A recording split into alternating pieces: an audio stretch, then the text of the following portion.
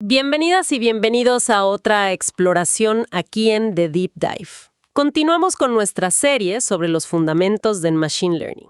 Si nos vienen siguiendo, recordarán que empezamos viendo qué es esto del Machine Learning y luego trazamos ese camino, del negocio al algoritmo. Hoy seguimos justo ahí. Esta es la segunda parte de ese tramo fundamental. Ya vimos cómo pasar de un problema de negocio a pensar en datos en un posible modelo. Ahora vamos a meternos más en el meollo de, ¿qué hace que un modelo sea realmente bueno? ¿Cómo sabemos que funciona de verdad? Exacto. Retomamos desde ahí. Hoy vamos a desglosar conceptos clave, cosas del día a día como la complejidad de un modelo, cuánta complejidad es necesaria. Y esto nos lleva directo a un dilema clásico, el del sesgo y la varianza. Vamos a entender por qué a veces los modelos fallan, aunque parecieran ir bien. Y, muy importante, cómo evaluar si funcionan bien, pero de forma fiable, antes de lanzarlos. Suena fascinante. Como entrar a la sala de máquinas, ¿no? Encontrar ese punto justo de complejidad. Ni mucho, ni poco. Y luego, cómo medirlo sin hacernos trampa. Si quieren entender por qué a veces un modelo memoriza en vez de aprender, arranquemos. Entonces, complejidad. Uno pensaría intuitivamente que más complejo es mejor, ¿no? Que capture más detalles. Pero, ¿qué define esa complejidad en Machine Learning? Es una buena pregunta, sí. Porque no es una sola cosa. Viene, digamos, de varias fuentes. Primero, ¿cuántas características o features usamos? Las variables de entrada. A más características, pues potencialmente más complejo. Segundo, el tipo de algoritmo. Una regresión lineal es por naturaleza más simple que, una red neuronal profunda. Y tercero, los hiperparámetros. Son como las perillas de ajuste de cada algoritmo. La profundidad de un árbol de decisión, por ejemplo. Ajustar eso cambia la complejidad. Vale, o sea, tenemos esas tres palancas. Los datos que le damos, el motor, digamos, el algoritmo que elegimos, y cómo afinamos ese motor con los hiperparámetros. Ahora, la pregunta del millón. ¿Cómo afecta esta complejidad al rendimiento? Ahí es donde entran el sesgo y la varianza, ¿cierto? Precisamente. Imagina que el error total de un modelo tiene como distintos componentes. Dos muy importantes son el sesgo, o bias, y la varianza, variance. El sesgo es el error por usar un modelo demasiado simple para la realidad que intenta capturar. Piensa en intentar dibujar una curva compleja usando solo una regla recta. Siempre va a quedar desviado. Eso es alto sesgo. El modelo no tiene capacidad para aprender la relación real. Por otro lado, la varianza mide qué tan sensible es el modelo a pequeños cambios en los datos de entrenamiento. Un modelo con alta varianza es como un estudiante que se memoriza las respuestas exactas de un examen de práctica, hasta los errores. Se ajusta demasiado bien a esos datos específicos, captura la señal y también el ruido. Entonces, cuando ve datos nuevos, un poquito diferentes, sus predicciones pueden variar muchísimo, ser inestables. Alta varianza suele significar un modelo demasiado complejo. Ya veo el dilema. O sea, si lo hago muy simple para que no sea tan sensible, baja varianza, probablemente no capture bien la realidad, alto sesgo. Pero si lo hago súper complejo, para que se ajuste a todo, bajo sesgo, corro el riesgo de que solo sirva para los datos que ya vio, alta varianza. Es un equilibrio complicado. Exactamente. Es el famoso dilema sesgo-varianza. Es un trade-off. No puedes tener ambos en cero. Siempre hay un mínimo de error inevitable por el ruido en los datos.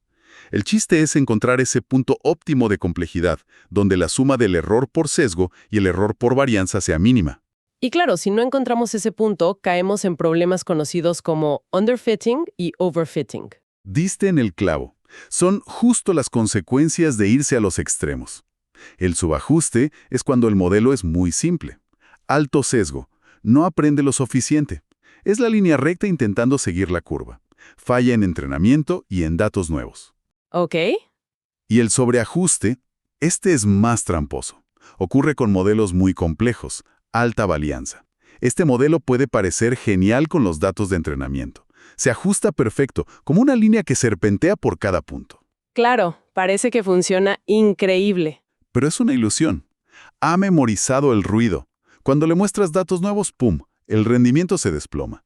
Y esto es crítico. Un modelo sobreajustado te da una falsa confianza y luego falla feo en producción. Uf, eso último sí que asusta un poco. Construir algo que parece perfecto en el papel y que luego se estrella. Entender y evitar el sobreajuste parece clave, entonces. Muy bien, clarísimo que buscamos ese balance. Pero, a ver, ¿cómo sabemos si vamos bien mientras estamos probando cosas? Mientras ajustamos esas perillas, los hiperparámetros. Y sobre todo, ¿cómo medimos el rendimiento final de forma honesta, digamos? Ahí es donde entra la estrategia de evaluación. Y la clave está en cómo dividimos los datos. Recordemos el objetivo, que el modelo funcione bien con datos nuevos, datos que nunca ha visto. Como no podemos ver el futuro, simulamos esa situación siendo muy ordenados con los datos que sí tenemos. El primer paso, y esto es sagrado, es separar un conjunto de prueba, test set. Es una parte de los datos, quizá un 10%, un 20%, que se guarda bajo 7 llaves, literalmente. No se usa para nada durante el entrenamiento, ni para comparar modelos, ni para ajustar nada.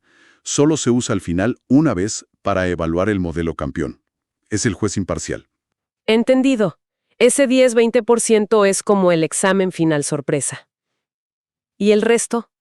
El 80-90% que queda. Ese es, en principio, nuestro conjunto de entrenamiento, training set. Pero aquí viene un detalle importante. Si usamos todo ese bloque grande para entrenar y también para decidir qué algoritmo es mejor o qué hiperparámetros usar, podemos caer en una trampa. Podríamos, sin querer, elegir opciones que funcionan bien justo para esos datos, pero que no generalizan tan bien como pensamos. ¿Es eso lo que a veces llaman fuga de datos o data leakage? Como si contamináramos la evaluación. Exactamente. La fuga de información ocurre si, de algún modo, datos que el modelo no debería conocer todavía, como información del test set o incluso del set de validación, se filtran al proceso de creación del modelo. Un ejemplo sutil. Si usas todos los datos, incluyendo prueba, para decidir qué características iniciales usar, ya estás usando información del futuro. Eso infla las métricas. ¡Caray! Para evitar esto durante la experimentación, probando algoritmos, ajustando hiperparámetros, lo común es dividir ese conjunto de entrenamiento general, el 80-90%, en dos partes más. Un conjunto de entrenamiento, training subset, más pequeño donde realmente entrenamos el modelo en cada intento. Y un conjunto de validación, validation set. Este se usa para evaluar el modelo entrenado en el subset anterior. Lo usamos para comparar, para ver qué hiperparámetros van mejor, para decidir cuándo parar. Es nuestro campo de pruebas interno. Vale, entonces, a ver si entendí el flujo completo. Sería 1. Separar test del resto, guardar test. 2. El resto, dividirlo en training, un subset y validación. 3. Entrenar modelos en el training subset. 4. Evaluar y comparar usando el de validación. Repetir 3 y 4 hasta elegir el mejor modelo o los mejores hiperparámetros. 5. Una vez decidido, tomar ese modelo final y reentrenarlo, pero ahora usando todo el conjunto original de entrenamiento, o sea, training subset plus validación juntos. 6. Y recién ahí, sacar el test set que estaba guardado y evaluarlo una única vez. Así es. Perfecto. Exactamente ese es el proceso riguroso. Garantiza que el test set se mantenga virgen, intacto, hasta el final. Eso nos da la estimación más honesta de cómo se va a comportar el modelo con datos realmente nuevos. Tiene toda la lógica del mundo. Aunque sí, parece que hay que ser súper organizado para no mezclar los conjuntos. Ahora, mencionaste antes otra técnica, especialmente si uno no tiene miles y miles de datos. Validación cruzada es una alternativa a tener ese set de validación fijo. Sí, exacto. La validación cruzada, cross-validation, es una técnica muy potente. Y a menudo es preferible a tener un único conjunto de validación fijo. Sobre todo, como dices, cuando los datos no abundan. La idea es usarlos de forma más eficiente y obtener una estimación del rendimiento más robusta, menos dependiente de la suerte.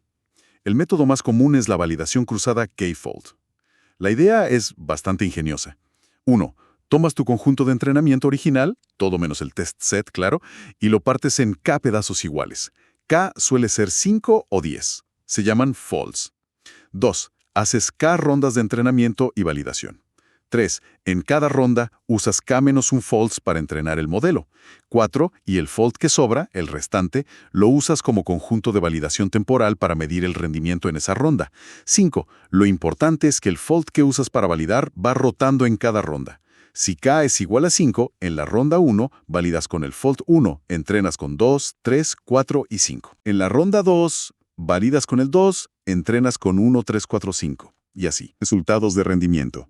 Calculas el promedio y esa es tu estimación. ¡Qué ingenioso! O sea, cada dato termina siendo usado para entrenar en algunas rondas y para validar en otra. Suena mucho más eficiente, ¿verdad? Sobre todo si ando corta de datos. ¿Qué ventajas clave tiene sobre usar un solo set de validación fijo? Tiene 2 ventajas principales que la hacen muy popular. 1. Uso eficiente de los datos. Con un validation set fijo, esos datos nunca se usan para entrenar mientras ajustas. En K-Fold, todos los datos, menos el test set final, participan en el entrenamiento en K-1 rondas. Eso es oro si tienes pocos datos. 2. Estimación de rendimiento más robusta. Al promediar sobre K validaciones distintas, tu medida de rendimiento es menos sensible a qué datos cayeron justo en ese único split. Te da una idea más estable, más fiable, de cómo podría generalizar el modelo. Reduce el factor suerte en la evaluación durante el desarrollo. Entiendo perfecto. Reduce la chance de que elija un modelo que parecía bueno solo porque tuve suerte con la división inicial. La validación cruzada parece la herramienta estándar de la industria para decidir mientras se desarrolla. Exacto. Es muy utilizada. Entonces, para recapitular un poco lo que vimos hoy, en esta segunda parte del negocio al algoritmo, vimos que la complejidad del modelo es clave, pero es un balance delicado. Mucha lleva al sobreajuste, poca al subajuste. Y que siempre esté esa tensión, el dilema sesgo-varianza. Buscamos minimizar la suma de ambos errores. Para evaluar esto bien, vimos que es crítico separar un conjunto de prueba test set y no tocarlo. Y durante el desarrollo, para comparar y ajustar, usamos un conjunto de validación, o mejor aún, la validación cruzada cross-validation para ser más robustos y eficientes. Y todo esto me imagino se ata a lo que hablamos al inicio de la serie. Definir bien el objetivo del negocio, las métricas de éxito. Saber qué significa ganar nos ayuda a decidir cuánto nos preocupa el sesgo versus la varianza y qué medir al final. ¿Tiene sentido? Totalmente. Se conecta directamente. Definir bien el problema y cómo mides el éxito, como en enfoques tipo ChrisDM, guía todas estas decisiones técnicas sobre modelado y evaluación. ¡Qué bien! Ha sido una charla densa pero súper clarificadora. Entender cómo no engañarnos a nosotros mismos al evaluar, manejando la complejidad y usando los datos bien. Se siente como algo fundamental. Lo es, definitivamente. Son conceptos que marcan la diferencia entre un modelo que parece bueno en el papel y uno que realmente funciona y aporta valor en la práctica. La evaluación rigurosa es la clave. Bueno, con esto cerramos esta exploración sobre complejidad y la evaluación inicial. Es la segunda parte de nuestro viaje de el negocio al algoritmo. En esta serie sobre fundamentos de Machine Learning, ya vimos qué es ML, cómo conectar negocio y algoritmo, y hoy esta pieza clave de complejidad y evaluación. Pero la evaluación no termina aquí, ¿verdad? ¿Qué medimos exactamente? En nuestro próximo encuentro nos vamos a meter de lleno en las métricas. ¿Cómo sabemos si un modelo es bueno para un problema de regresión o para uno de clasificación? Exacto, ese es el siguiente paso lógico. Y quizás, para ir pensando, hemos visto que la validación cruzada suele ser mejor que un set de validación fijo. Pero, ¿habrá alguna situación, quizás con datos masivos o con poco tiempo de cómputo, donde la simpleza de un único validation set todavía tenga sentido? ¿Cuándo podríamos sacrificar robustez por...? Excelente punto para reflexionar. Nos deja pensando en esos compromisos del mundo real. Nos encontramos en la próxima para sumergirnos en el mundo de las métricas de evaluación. Hasta entonces.